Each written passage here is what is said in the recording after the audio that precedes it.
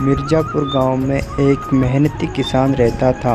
मालिक, मैं खेत में दिन रात मेहनत कर रहा हूँ, फिर भी मुझे खेत से कुछ धन प्राप्त नहीं हो रहा है। फसल अच्छी न होने के कारण खेत से कुछ मुनाफा नहीं मिल रहा है और मेरे बेटे का भी दाखिला स्कूल में करवाना है, इसलिए आप मुझे थोड़ी रकम दीजिए जिससे मैं मेरे बेटे को स्कूल में पढ़ा सकूं। रमेश, जितना दिया है उसी में संतुष्ट रहो। मेहनत करो, ज़्यादा की उम्मीद मत रखो। मेहनत करते जाओ और अपना पैसा लेते जाओ। अब मेरे पास कुछ नहीं बचा है। अगर मेरे बेटे का स्कूल में दाखिल नहीं हुआ तो मेरे बेटे का भविष्य खराब हो जाएगा। मैंने कह दिया ना, जितना काम किया है उतना ही मिलेगा। अब जाकर अपना काम करो और मुझे परेशान मत करो। चले जाओ यहाँ से।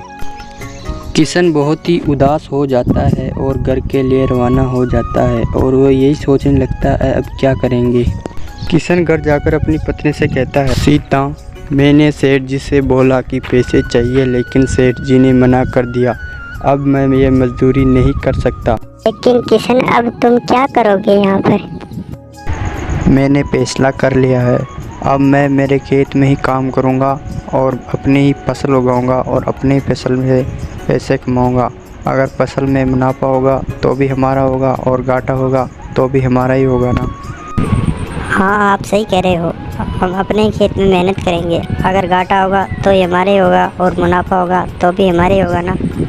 अब तुम सही कह रही हो।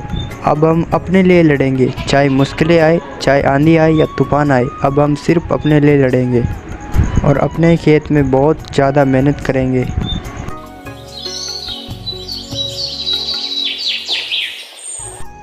किशन बहुत ही मेहनत कर रहा है और किशन के माथे पर पसीना टपक रहा है और किशन बहुत ही ज़्यादा मेहनत करने लग गया है।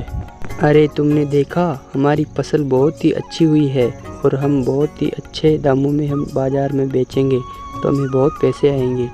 अरे, हमने बहुत मेहनत की तभी तो इतना फल मिला है।